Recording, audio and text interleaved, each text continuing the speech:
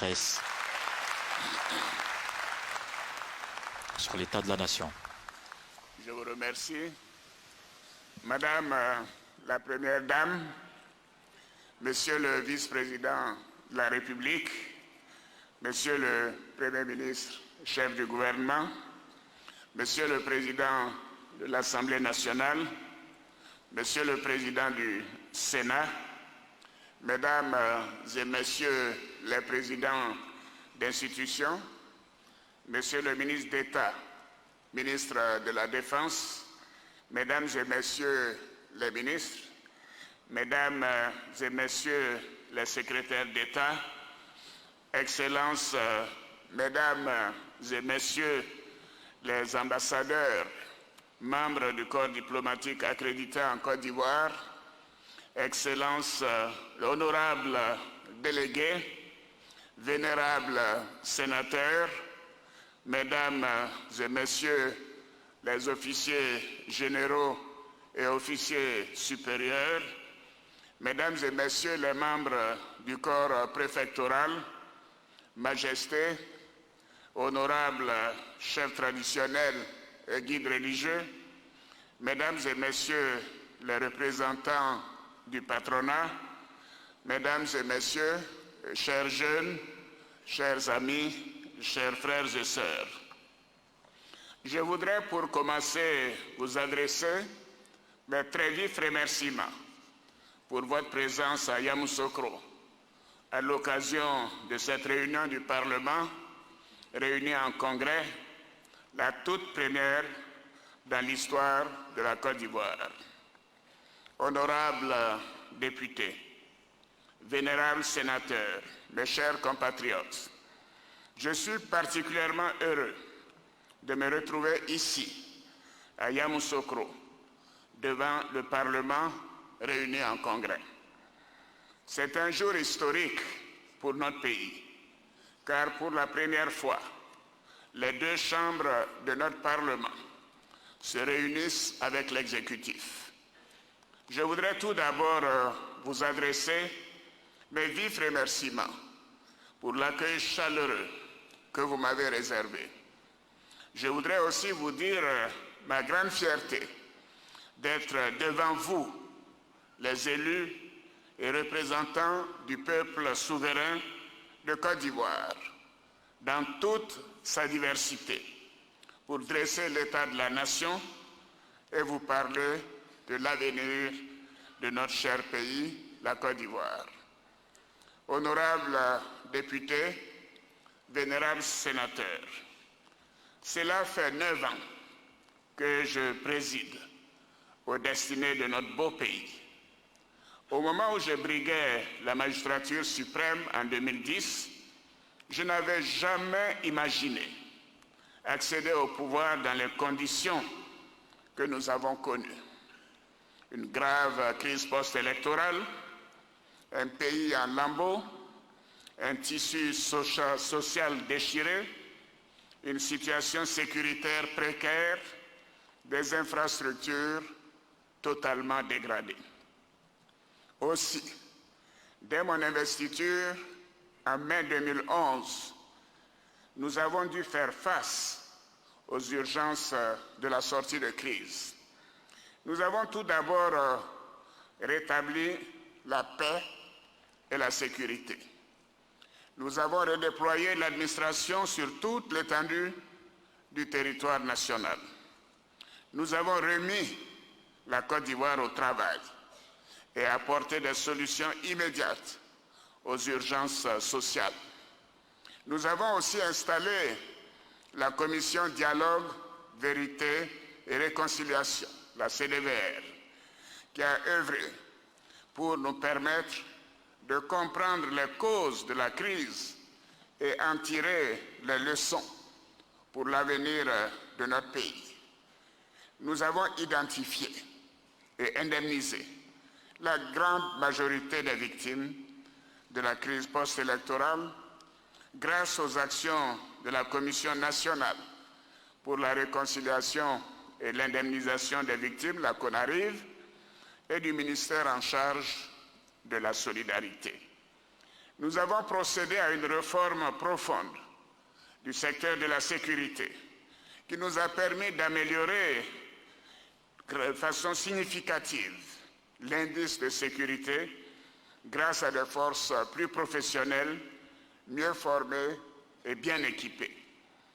En dépit de tous ces efforts, notre pays subissait encore, jusqu'en décembre 2013, début 2014, des tentatives de déstabilisation à travers des attaques de commissariats, de postes de gendarmerie et de camps militaires. Nous avons réussi à éradiquer ces attaques. Nous avons ramené la paix et la sécurité à nos concitoyens et préservé les institutions de la République. Pour la réconciliation, nous sommes allés encore plus loin en amnistiant les prisonniers civils de la crise post-électorale, en favorisant le retour de nos compatriotes réfugiés dans les pays voisins, dont la grande majorité est rentrée, en facilitant la réintégration dans l'administration de ceux qui étaient des fonctionnaires.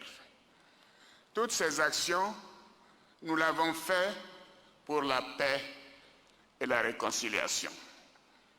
Pour la stabilité de la Côte d'Ivoire, nous avons doté notre pays de nouvelles institutions, telles que la Chambre nationale des rois et chefs traditionnels pour la valorisation de la cohésion sociale et le règlement non juridictionnel des conflits dans les villages et entre les communautés.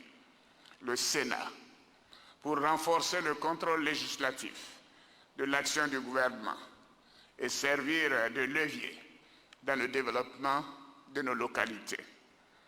Honorables députés, vénérables sénateurs, en 2010, mon programme était chiffré et ambitieux. Malgré la situation que nous avons trouvée en 2011, je n'ai pas perdu de vue les engagements que j'avais pris devant mes compatriotes. Ainsi, en 2010, j'avais pris l'engagement de renforcer l'accès à l'eau potable et à l'électricité. Aujourd'hui, grâce à nos efforts, près de 80% des populations ont accès à l'eau potable dans nos villes et dans nos villages, contre 55% en 2011. Pour l'électricité, tous les villages de plus de 500 habitants seront électrifiés d'ici la fin de cette année 2020. Le taux de couverture qui était de 69% en 2019 sera de 80% en 2020, contre 33% en 2011. Ainsi, le nombre d'abonnés à l'électricité est passé de 1 million à 2,4 millions de 2011 à 2019. En 2010, j'avais pris l'engagement de construire et de réhabiliter 5 hôpitaux et 100 centres de santé. Nous avons construit 10 nouveaux hôpitaux généraux. Nous avons réhabilité 22 centres hospitaliers généraux, les CHR, 78 hôpitaux généraux et 233 centres de santé urbains et ruraux. Nous avons doté la Côte d'Ivoire de centres spécialisés, offrant des plateaux techniques uniques dans la sous-région. Il s'agit notamment du Centre national de radiothérapie pour le traitement des cancers et de l'hôpital mère-enfant de Bingerville. Le taux d'accès aux services de santé est ainsi passé de 44% en 2012 à 69% en 2019. En 2010, j'avais pris l'engagement de procéder à la réhabilitation de 30 000 km de routes. Ce sont 40 000 km de routes et de pistes rurales qui ont été réhabilitées en 8 ans. De plus, nous avons construit 22 ponts, bitumés 545 km de routes neuves interurbaines, 115 km d'autoroutes et 245 km de voiries. Nous avons doté la Côte d'Ivoire d'infrastructures modernes qui changent le visage de nos villes et nos villages et améliorent le quotidien de nos concitoyens. En 2010, j'avais promis 5 universités. À ce jour, 7 universités sont fonctionnelles. Il s'agit des universités de Cocody, d'Abobo-Adjamé et de Bouaké, qui ont été réhabilitées. Des unités de recherche et d'enseignement supérieur, les URES, de Daloa et de Korogo, qui ont été transformées en universités, de l'université de Mans et de l'université virtuelle d'Abidjan, qui ont été ouvertes. Les universités de San Pedro et de Bondoukou sont en construction. Les travaux de la ville universitaire d'Adjaké et de l'université d'Odjéné seront lancés cette année 2020. Enfin, les procédures sont en cours pour la nouvelle université d'Abangourou. J'avais promis l'école gratuite et obligatoire jusqu'à l'âge de 15 ans. Par la loi du 17 septembre 2015, l'école est désormais obligatoire en Côte d'Ivoire pour les enfants de 6 à 16 ans.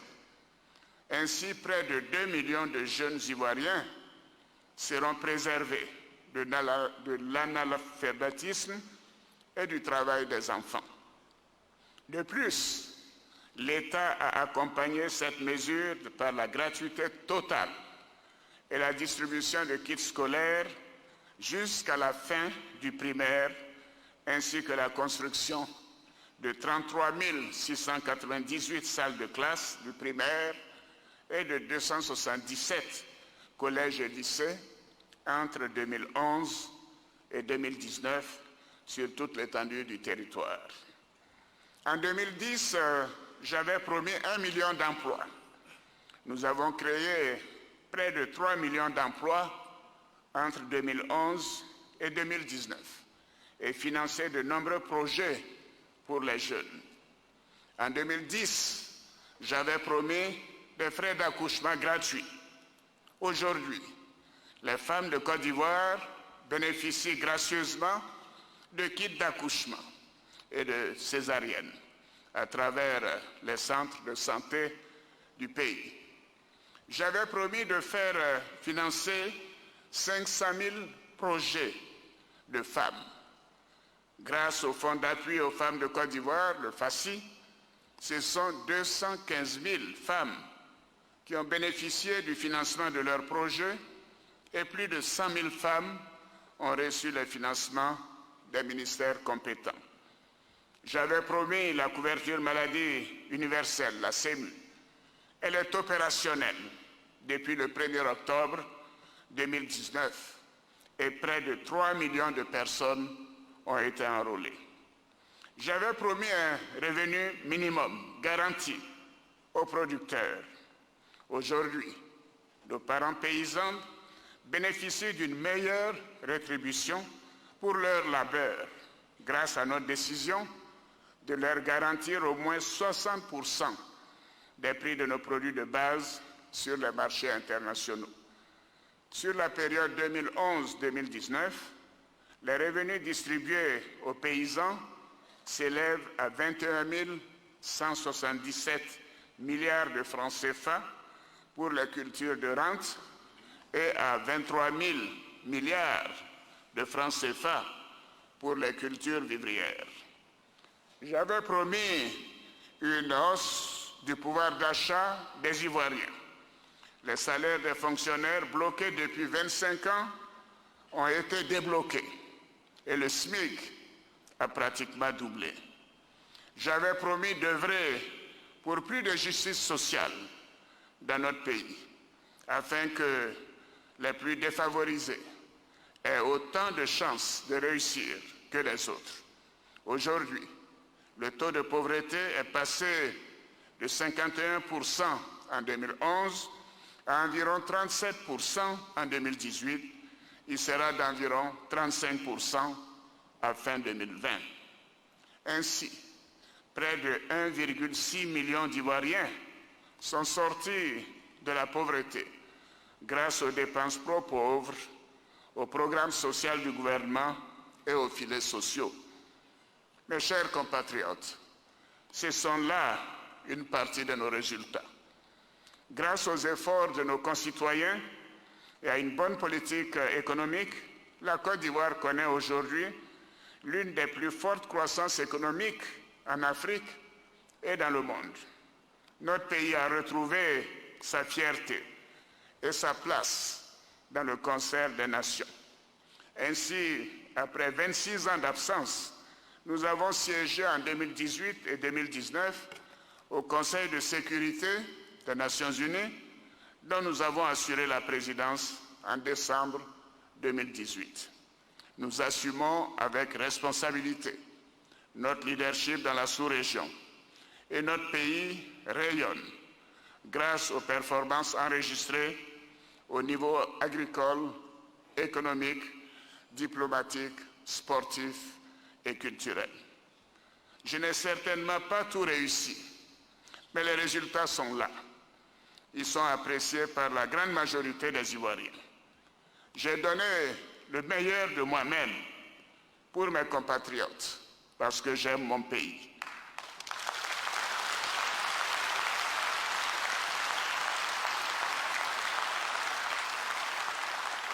J'ai donné le meilleur de moi-même parce que mes compatriotes m'ont fait confiance en 2010 et aussi en 2015 en me confiant les destinées de notre beau pays. Monsieur le Président de l'Assemblée nationale, Monsieur le Président du Sénat, honorables députés, vénérables sénateurs, le 8 novembre 2016, les Ivoiriens ont adopté par référendum à 93,42% une nouvelle constitution, la constitution de la Troisième République. Parce que la loi fondamentale ivoirienne a été dans un passé récent à l'origine des nombreuses crises qu'a connues notre pays, il s'agissait à travers cette nouvelle constitution plus moderne de tenir compte de l'évolution de notre société et de nos institutions et de nos traditions, en renforçant les institutions de la République, en respectant les engagements internationaux souscrits par l'État de Côte d'Ivoire, afin de consolider la paix et la stabilité politique dans notre pays. Ainsi, cette Constitution affirme notre attachement à la légalité constitutionnelle et aux institutions démocratiques, ainsi qu'à la promotion de la bonne gouvernance. Elle préserve et renforce l'état de droit, les droits et libertés et les devoirs, en proclamant notamment le droit de toute personne à un libre et égal accès à la justice, en rendant l'école obligatoire ou encore en interdisant le travail des enfants. Elle garantit le droit d'opposition démocratique, protège les personnes en situation de handicap, promeut les droits politiques de la femme et institue la parité entre les hommes et les femmes. La protection de la jeunesse contre toutes les formes d'exploitation et d'abandon, ainsi que l'aide à l'insertion des jeunes dans la vie active, sont également réaffirmées. Au plan institutionnel, la création d'un poste de vice-président de la République et l'instauration du Sénat contribuent respectivement au renforcement de l'efficacité du pouvoir exécutif et du pouvoir législatif. Avec l'institution de la Chambre des rois et chefs traditionnels et l'élargissement du champ de compétences du Conseil économique et social, devenu Conseil économique, social, environnemental et culturel, la gouvernance dans notre pays prend désormais en compte nos us et coutumes et s'étend aux questions environnementales et culturelles. 3 années après l'adoption de la Constitution de la Troisième République et la mise en place des institutions qu'elle a prévues, je viens vous soumettre aujourd'hui, conformément à l'article 177 de la Constitution, la réforme constitutionnelle que j'ai annoncée depuis quelques mois. Je voudrais rappeler que la révision de la Constitution relève d'une procédure normale, prévue par la Constitution elle-même. Il est vrai que la révision constitutionnelle suscite méfiance et suspicion, car l'histoire récente de notre pays et celle de bien d'autres ont montré qu'elles ont souvent servi de prétexte pour pérenniser un pouvoir ou pour exclure des adversaires politiques du jeu électoral. Je veux vous rassurer. Le projet de révision de la Constitution que je vous soumettrai ne s'inscrit nullement dans cette optique.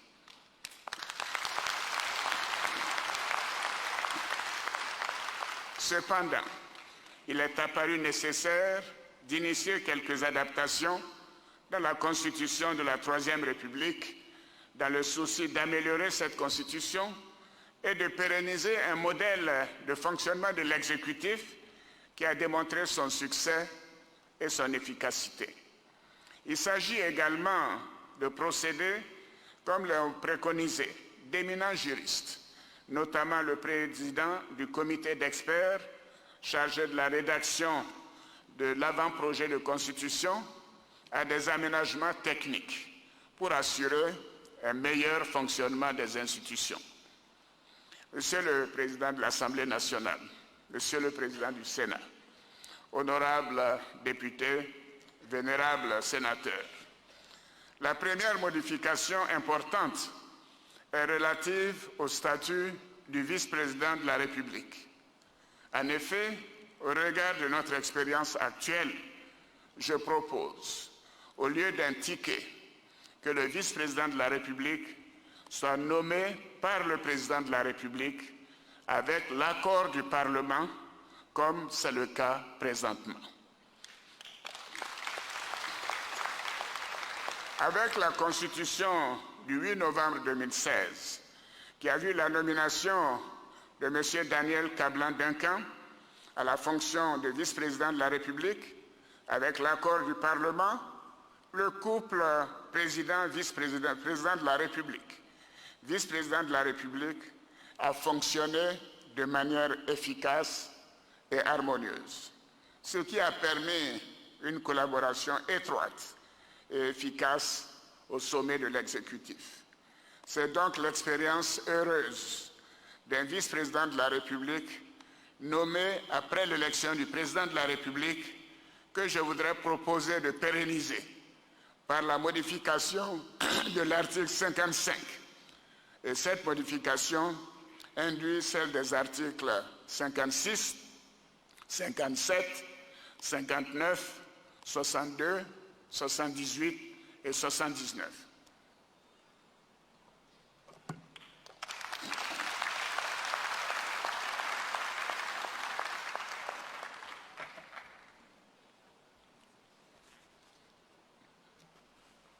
La deuxième réforme importante concerne le pouvoir législatif, c'est-à-dire vous, messieurs les députés et les sénateurs, avec la modification de l'article 90.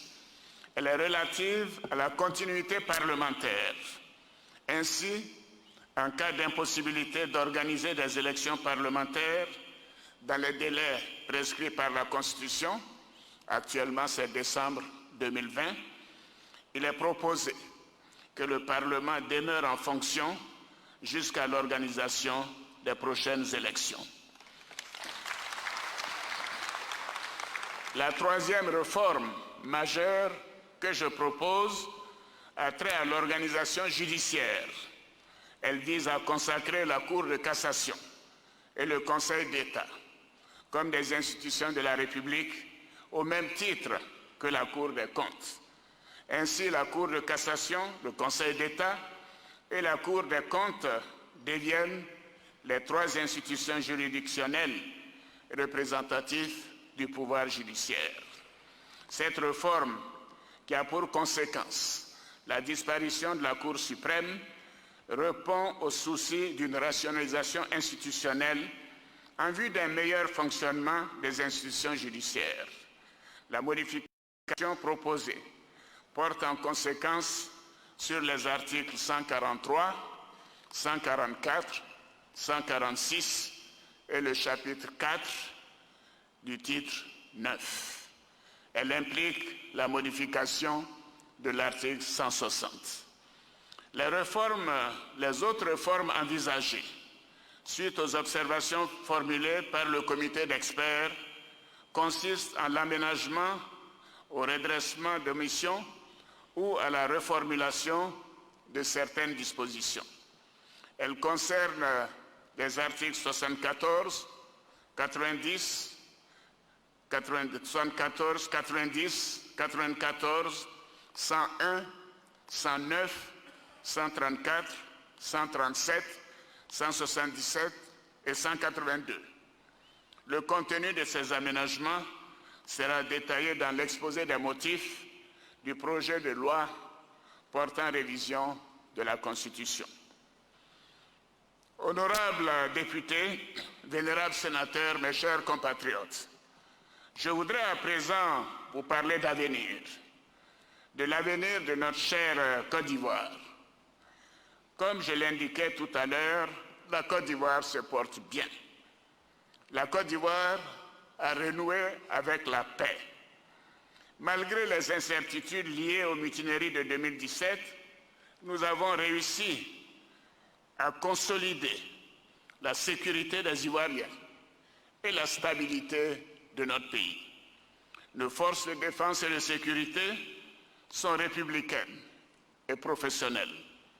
La Côte d'Ivoire a démontré une performance exceptionnelle en matière économique. Notre pays est désormais sur les rails et continue d'avancer à pas résolus vers l'émergence. La Côte d'Ivoire rayonne et son leadership et assume son leadership dans la sous-région. Nous avons amorcé avec responsabilité et prudence la réforme du franc CFA dans le cadre de la mise en place de l'ECO par la CEDEAO. Nous poursuivons en étroite collaboration avec nos voisins et avec la communauté internationale une lutte acharnée contre le terrorisme qui sévit dans notre sous-région et dans le monde. Mes chers compatriotes, je suis fier de toutes ces belles performances. Oui, je suis fier de toutes ces belles performances que nous avons accomplies ensemble tout au long de ces 9 dernières années. Ces résultats sont conformes aux engagements que j'avais pris devant mes compatriotes au moment où je briguais la magistrature suprême. Comme vous le savez, tout au long de ma carrière et durant les 2 mandats que vous m'avez confiés à la tête de notre beau pays, j'ai toujours accordé une importance toute particulière au respect de mes engagements. Dans le même esprit, j'avais à plusieurs occasions indiqué au moment de l'adoption de la Constitution de la Troisième République en 2016 que je ne souhaitais pas me représenter à un nouveau mandat présidentiel. En conséquence,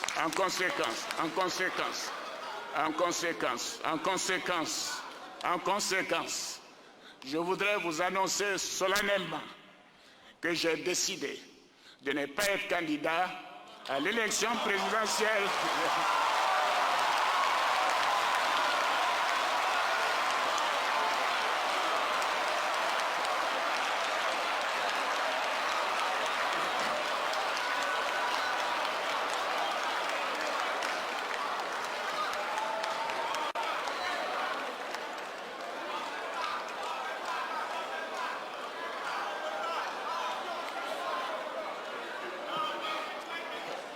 En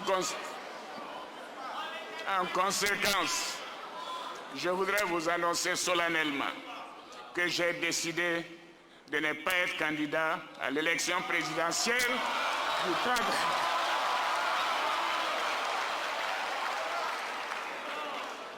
À l'élection présidentielle du 31 octobre 2020 et de transférer le pouvoir à une jeune génération. Oui.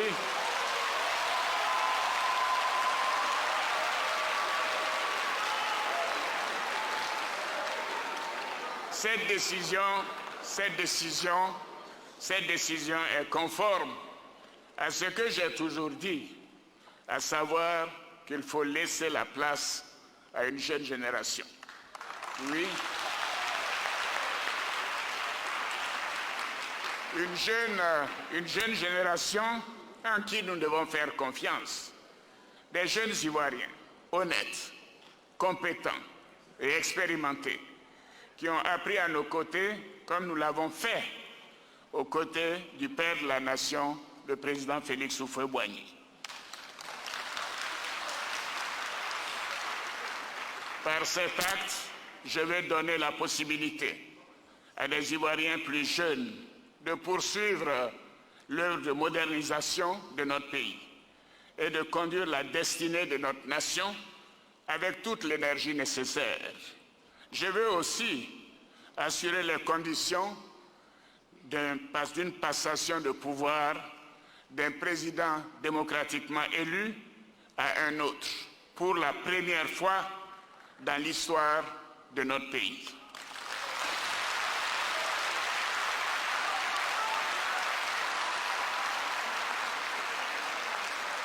Bien évidemment, je voudrais vous rassurer. Je resterai disponible pour apporter ma contribution par mes conseils et mes relations.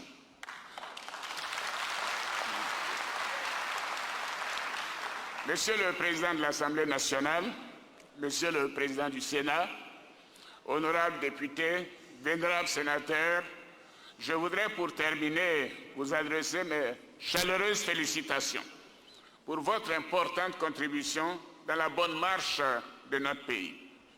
Je remercie tous mes concitoyens qui m'ont élu à 2 reprises et qui m'ont accordé leur confiance durant toutes ces années. Cette mission a été exaltante et cela a été un honneur, une grande fierté pour moi de servir mon pays au plus haut niveau. À tous, je veux dire que notre beau pays, la Côte d'Ivoire, est appelé à un grand destin, celui d'être un modèle en Afrique et dans le monde. C'est une promesse forte de nos devanciers. C'est un idéal que nous devons porter ensemble pour bâtir une nation forte, unie et prospère. Vive la République, vive la Côte d'Ivoire, que Dieu bénisse notre cher pays. Je vous remercie.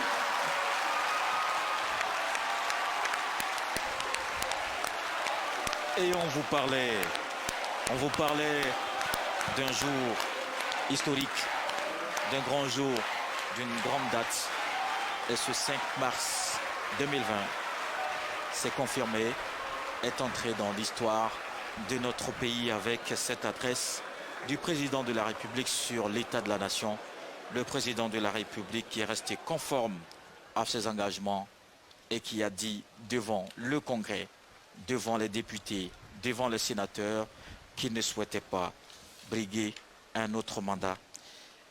Il est donc resté conforme à ses engagements depuis le début. Et on va essayer ici sur place de décrypter. Alexis Ouedraogo, dans cette salle de 2000 places, va également tendre le micro à certains parlementaires pour nous donner leurs impressions sur ce discours du président de la République. Entre-temps, ici, avec vous, Madame Trabi et Monsieur Katou Roland, on va parler de cette réforme constitutionnelle